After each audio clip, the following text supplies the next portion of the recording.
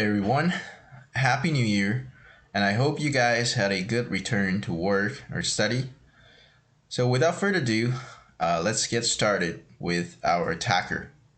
Today, I want to present you a real game between Toshihiro and Ayo Sakata. This is a game that happened a long time ago. I'm using this game as an example to illustrate to you that the mindset of attacking is really, really important in the game of Go. So today, if you stare at a board, it'd be thinking already, how can black attack white in this situation, right? So obviously we can tell that every single group of black is really strong. The corner, the 3 stones here, definitely stronger than 2 stones. And both groups over here at the left is very, very strong too. So yeah, so how do we start attack? How do we attack the D12 stone? How do we attack the M5 stone? But the problem is that you probably guessed wrong, because today we're talking about how white attacks black. And then I think you'd be a little bit surprised to think that actually white is the attacking side, because obviously there are 2 weak groups on the board for white and nothing to attack for black. Well, this is a video where I want to illustrate how you can attack when you don't even look like you're in the position of attacking. So we've talked a lot about some of these specific techniques. We also look at some professional games, some exemplary attacks.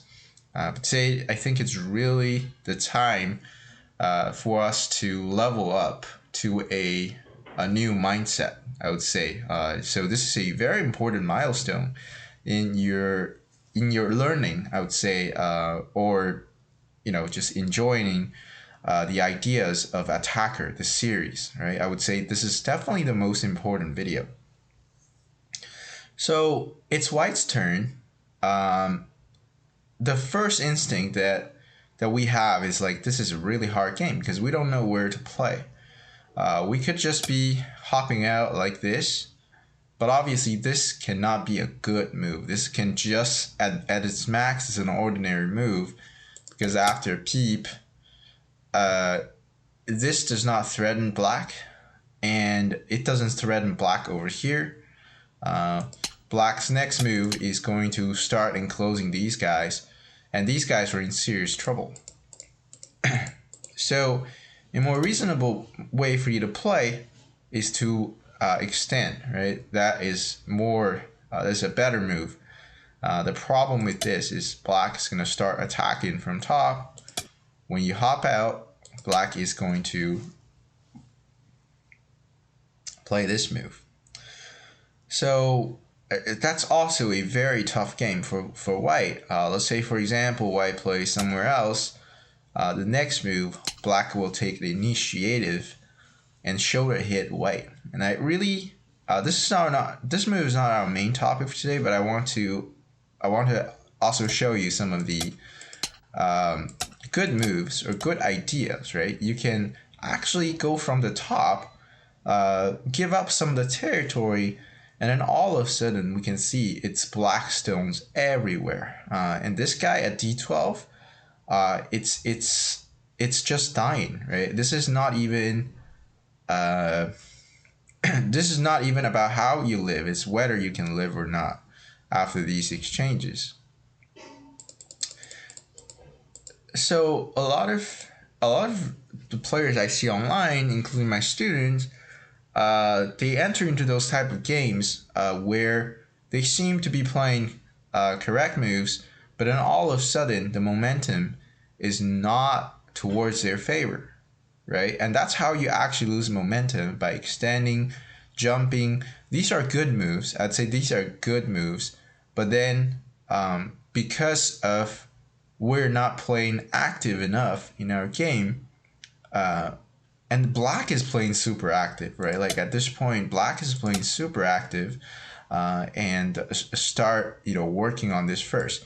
I mean, even white plays this move, there's still going to be a sequence that black can play out.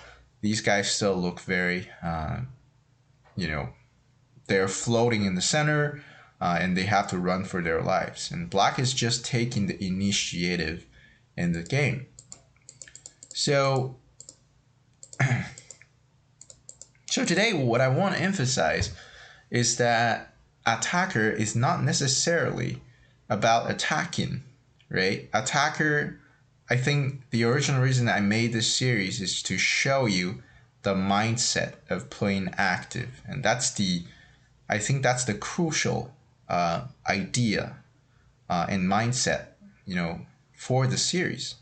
So today we'll be looking at how Ayo Sakata, the white player, handled the situation. So instead of passively running towards the center or taking care of the stones, instead of taking the passive side, Ayo Sakata decided to take the active side. That is to attack first. So this threatens to cut through. So if black blocks, white is going to push and then Hani on top. This pretty much connects everything over here. So white has these guys all settled and without all the exchanges in the center. So our D12 stone is going to be actually very strong. It is very difficult for black to execute an effective attack. So I think the most important move of today is definitely this shoulder hit, right? Instead of running, playing passive, in a lot of you games, I believe you can go for the active play. So black did not want to go through that variation because not only the corner will be squeezed, but also white's gonna connect. So black does not want that.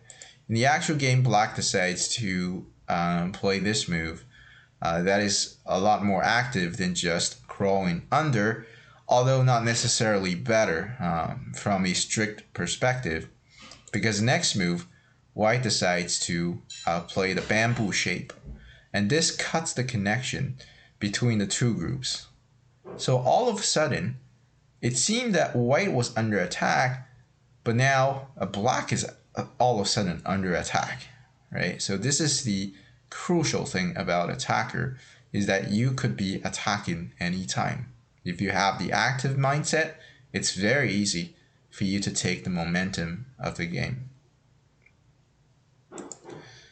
Black extends up, and then the next move looks very ugly, but it's actually a Tsuji, because if white just hops out, black has a nice Tsuji to connect under, so it might seem hard to see why this is connected. Let's say, for example, if white attaches, we can just turn here. If white cuts, black can push over here, and actually this is all connected. And if white plays this one, black has a Tsuji, that is to bump here, right? So there's no connection problem over here. White cannot cut like this. So white has to play this, and then black's all connected, and now white is in serious trouble. This group is super heavy and has to run for its life. So instead of running, Ayo Sakata once again showed to us that, attacking is always the right thing, or the mindset of attacker is very, very important, right? So he uses a very ugly move, but effective move to cut black off. Black plays a Tsuji, but that's no problem. White Hanes, when black cuts, now white is able to hop out. And now we can see there's a Miai. If black pulls the stone back, white is also going to pull stone back and cutting the 4 stones off. And obviously in the actual game, black did not allow that. But that's no problem because white can still cut black off. And all of a sudden we can see that this group is not completely alive, so the corner is also very weak. Black blocks. This looks like a good exchange, but it also undermines the group on top. So after this exchange, black had to Kosumi out, because otherwise when white, so let's say for example, if you don't play that, that could be game over immediately because black has no way to live. So black had absolutely, this was absolutely necessary for black to run out. And then white hops down and then plays the bamboo shape. So I think we can pause here to see what happened. First of all, black's corner is not alive. So is the group on top. White's, by playing very active and cutting black off into pieces, is able to create a miai. So if now black decides to seal on top, white is able to hop back and connect itself. So this looks very ugly because it's on the second line. But the problem is now black has a cutting point at L6, and also the corner when white turns at T3 is also not alive. So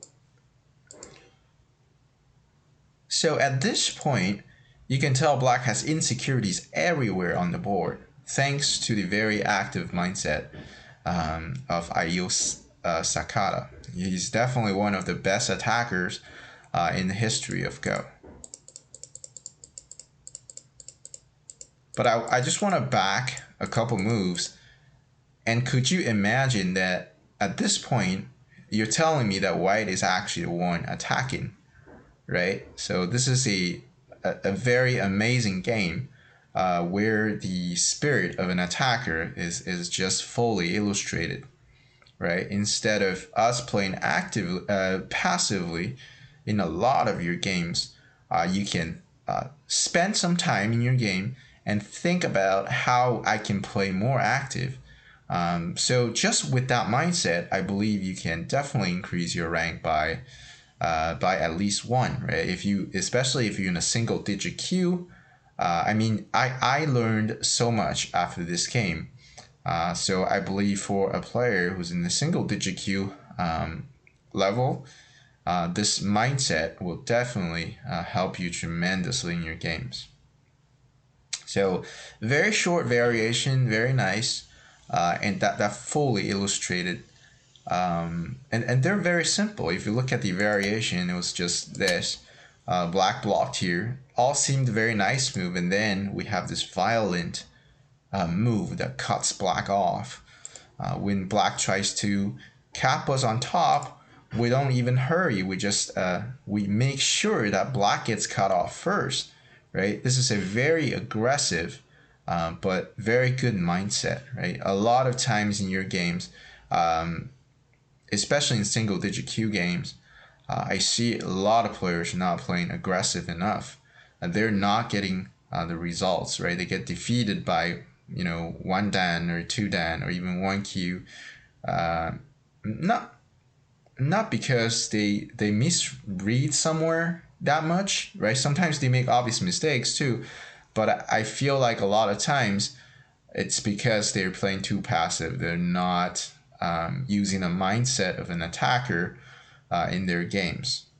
And I confess myself, right, as a 6-dan, I'm not using that mindset enough. A lot of times I just respond, I just defend.